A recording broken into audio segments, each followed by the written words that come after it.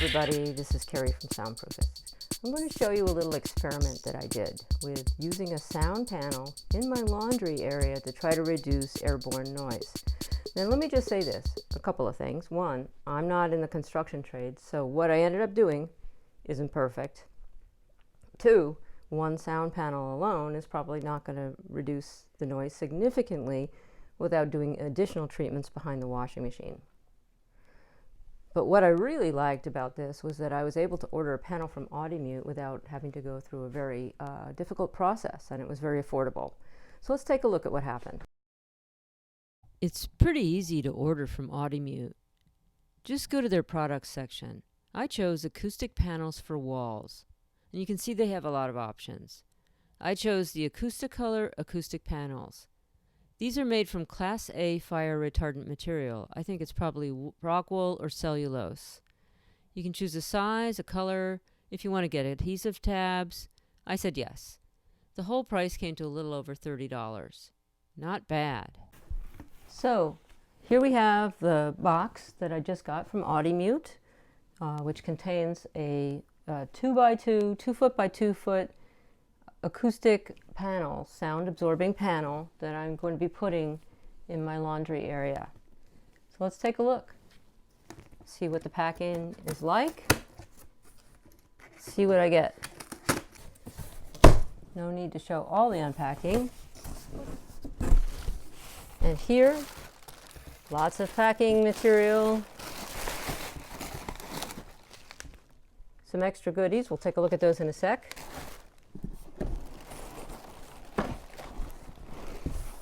And here is my green foam panel.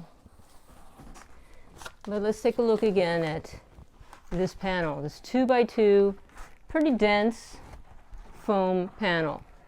And here's the backing. Let's take a look and see what came in this package here. I think it's hangers. Yeah, it's some kind of hanging. I think this is meant to be on a wall. I'm going to be putting it on a ceiling. And I have this, which appears to be some kind of glue. And these. So, next let's take a look at where am I going to hang this. So here you can see I have a very small space with a stacked washer dryer. And up here on the ceiling you can see where I had glued some foam at one point that came from packing material, kind of egg crate foam. Not really very effective. I'm going to try to remove some of the stuck parts of the foam that are still stuck to the ceiling. And this is where I'm going to put this panel that I just got. Now over here you can see it's a pretty tight space. Probably I would need another panel back there behind the dryer and the washer. However, I'm going to start with this one just to see if it makes a difference. And the space back there is somewhat limited because of this vent. So what we have here, these two items here, these have an adhesive backing on them, and according to the instructions you can pull off the adhesive backing, and these are meant, this panel is meant to hang from the wall, and you would put them here and then put a screw in the wall to hold them up. But because I want to put this hanging from the ceiling, I don't think these two alone will be sufficient to, you know, fight the force of gravity. So I have to figure out how am I going to put this up, and do I have anything in the house right now to keep it from falling. So what I realized was it really needs to hang. This needs to hang from the ceiling, and what I really wanted, but it wasn't at my local hardware store, is something like this. Basically a U-bracket. So basically what I'll do is I'll, you know, attach these to the ceiling. I have a bag of 4 of them. I got them off Amazon. And this thickness here is 1.5 inches, almost 1.5 inches. So there wasn't anything I found that I thought was reasonably priced that was exactly that. This bracket here is more like a little over 2 inches. But if you figure this should hang, from the ceiling. Obviously, this is the back side here. And now I don't have to worry about it tearing away, falling down.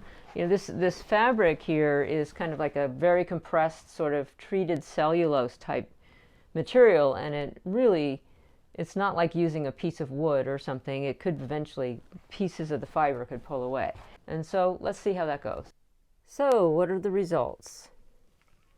Here's the mounted sound panel. It's not perfect looking, but that's okay because this isn't a restaurant. I'm not trying to cosmetically make this look invisibly mounted or anything like that. This is just an experiment.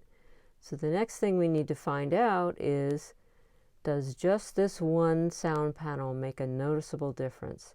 I'm guessing it might not, because we really need to address some of the noise issues that come from back here, as well, behind the washing machine. But let's give it a try. Let's find out if it makes any difference at all.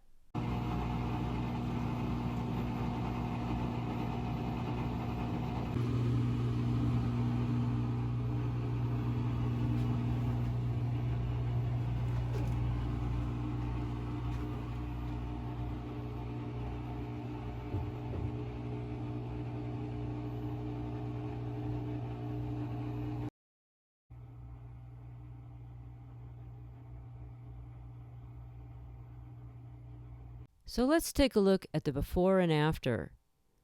When I used the SPL meter and I stood near the washer, the before and after were almost the same, 68 decibels. With the NIOSH app, the A-weighted decibels were the same before and after, but the C-weighted dropped from 66 decibels to 54. The bedroom went from 58 decibels to 51 decibels after. So, in conclusion, did one panel make a difference? I think it was a good start. I still think the laundry area needs more sound absorption on the walls, and maybe a door. If I stood near the washer, it didn't sound much different than before, but the noise didn't seem to travel as far. You can learn more about reducing apartment noise at my website at soundproofist.com.